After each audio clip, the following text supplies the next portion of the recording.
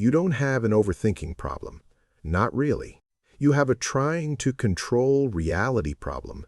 Your mind keeps running simulations, rehearsing conversations, predicting disasters, replaying mistakes because it believes one thing: if you think enough, you can guarantee safety. But you already know the truth. You've thought for hours, and you still didn't feel ready. You've analyzed every angle, and you still felt anxious.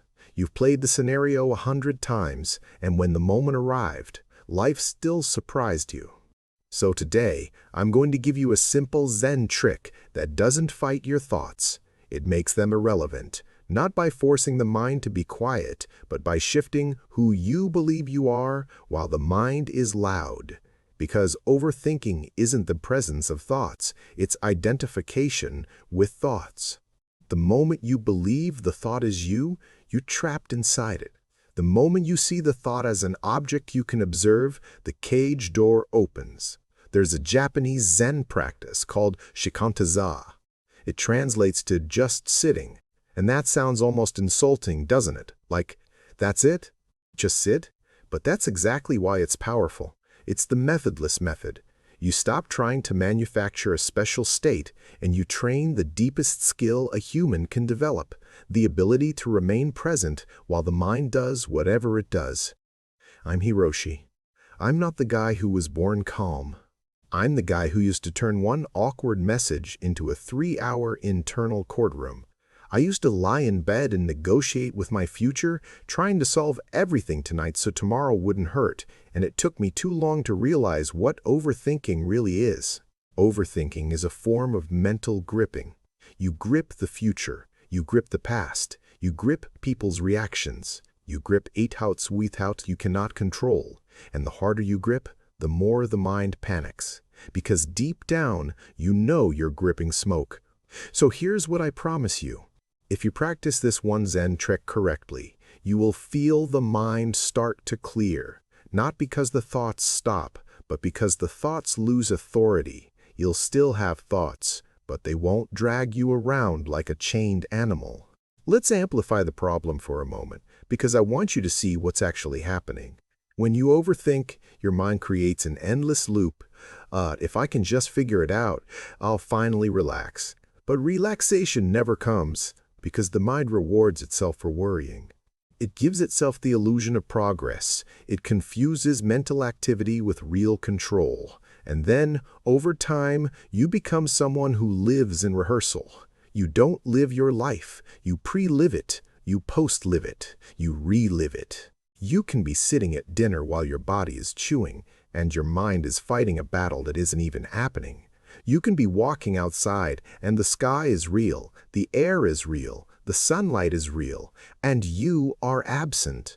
Not because you don't want to be present, because you've been conditioned to leave. Now I'm going to drop a statistic that should honestly scare you, because it exposes how normal distraction has become.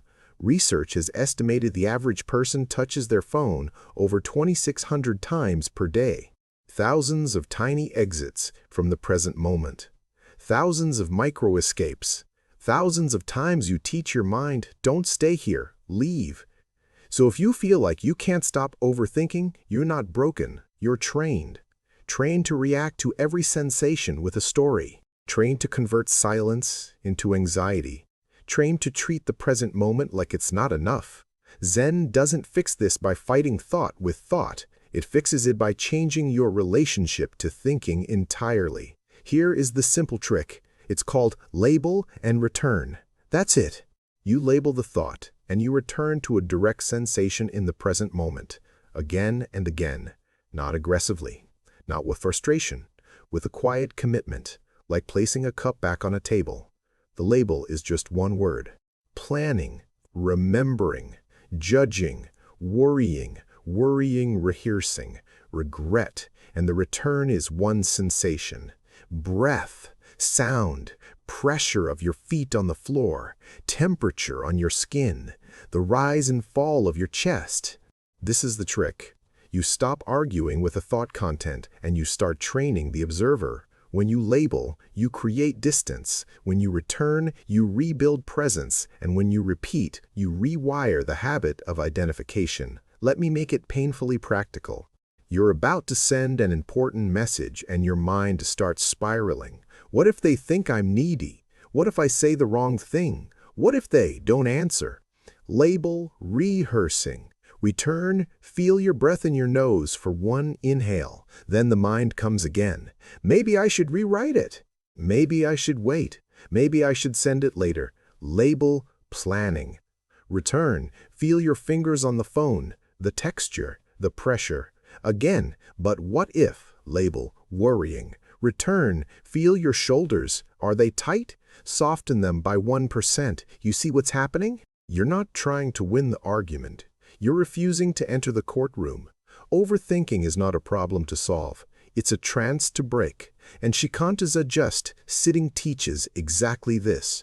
Thoughts rise, thoughts fall. You let them pass without grabbing on, without wrestling, without feeding them with more thinking. The essential point is not to create a blank mind. The essential point is to stop chasing. If you want an image for this, imagine watching clouds drift across the sky. The sky doesn't panic because a dark cloud appears. The sky doesn't chase the cloud. It doesn't try to scrape it away. It simply allows movement while remaining open. This exact clouds method is widely used in mindfulness practice for cognitive diffusion, seeing thoughts as passing objects, not commands. Now, I need to be honest with you. Your mind will resist this. Because the mind loves a dramatic identity, I'm an overthinker. That's just how I am. I'm anxious. I'm someone who needs certainty. Zen cuts through that identity with one clean blade.